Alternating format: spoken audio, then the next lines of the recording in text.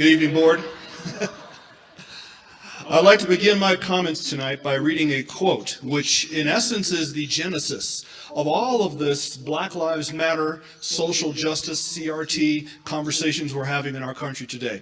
Quote, "I am not going to stand up to show pride in a flag for a country that oppresses black people and people of color," close quote.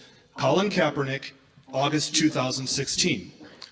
First thought, Colin Kaepernick, oppressed, a man who made millions and upon millions of dollars, who had a Netflix special where he equated the NFL draft to a slavery auction. This is a man who got to kneel by the Constitution's defense of his First Amendment right while being employed on the field. And he feels that he's oppressed. How much more would somebody need to feel that he's been given a fair shot in America? Millionaire, famous, millions of somehow adoring fans, and yet this is the mark of oppression. Maybe he's just ginning to a narrative in order to earn himself more money. I am the direct descendant of the North American slave trade. Both my parents are black, all 4 of my grandparents are black, all 8 of my great-great-grandparents, all 16 of my great-greats. On my mother's side, my ancestors were enslaved in Alabama. On my father's side, we were enslaved in Texas. I am not oppressed. I'm not oppressed, and I'm not a victim. I'm neither oppressed nor a victim. I travel all across this country of ours. And I check into hotels, and I fly commercially, and I walk into retail establishments, and I order food in restaurants. I go wherever I want, whenever I want. I am treated with kindness, dignity, and respect, literally from coast to coast. Yes, I have never seen somebody be treated so differently because they are black. Not in today's age, definitely in the 1960s South, maybe in the 1970s, maybe even somewhere in the 1980s. That is a thing of the past. And what he is talking about is 100% true. Thank you for stating that somebody without the resources of Colin Kaepernick, without the fame, doesn't feel that he's oppressed. I have 3 children. They are not oppressed either. Although they are victims. I've taught my children they are victims of 3 things: their own ignorance, their own laziness, and their own poor decision making. That is all. My children.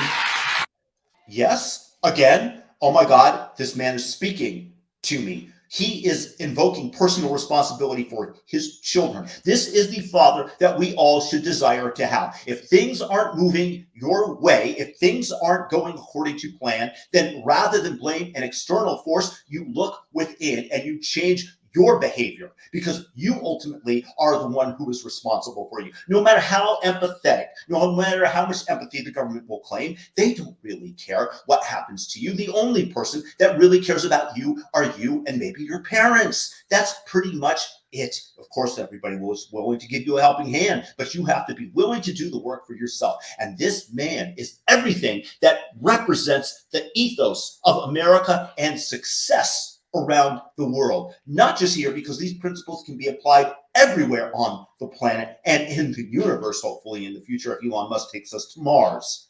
Continue. We are not victims of America. We are not victims of some unseen 190-year-old force that kind of floats around in the ether. Putting critical race theory into our classrooms is taking our nation in the wrong direction. Racism in America would by and large be dead today if it were not for certain people and institutions keeping it on life support. And sadly,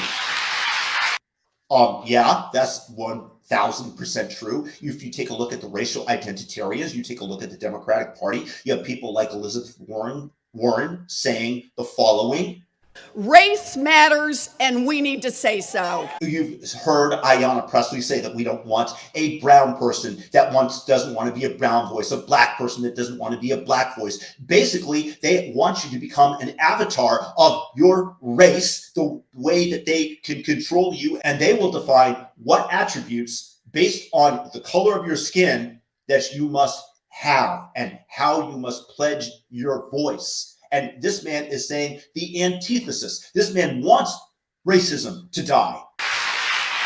Sadly, very sadly, one of those institutions is the American education system. I can think of nothing more damaging to a society than to tell a baby born today that she has grievances against another baby born today simply because of what their ancestors may have done 2 centuries ago. I have to chime in here. Half of my family is Jewish and from Eastern Europe, and during the Nazi Holocaust were slaughtered almost to the T. Very few survived. And when I first went to Germany, I thought maybe I should have something against these German people that I'm meeting. But these are the nicest people that you can meet. And when you talk to them, they are deeply ashamed of their past. And I have absolutely no right to hold somebody responsible who did not participate, who wasn't even born in the 1940s. I should have no right to hold them responsible for what took place during that god-awful time. And that's exactly what he's saying. But they want those people that benefit from racism existing, desire us to be at odds with each other. Why? Because they benefit from it, because the Colin Kaepernicks of the world are able to derive great sums of money and your vote. There's simply no point in doing that to our children. And putting critical race theory into our classrooms in part does that. Putting critical race theory into our classrooms is not combating racism, it's fanning the flames of what little embers are left. I encourage you to support this resolution. Let racism die the death it deserves, and let's keep living the life of the country that we love. Thank you. I also want to point out that each of the audience members that was standing throughout his speech, it was initially stated by the school board, please stand if you agree with the speaker, as a silent way to support so that they know where people stand. And if you take a look, virtually all of them are standing. You see that one dude in the pink shirt who is not. The school board actually voted 3-2 in favor of cutting critical race theory away from the schools. So this man took action. He created a change that we as Americans all benefit from.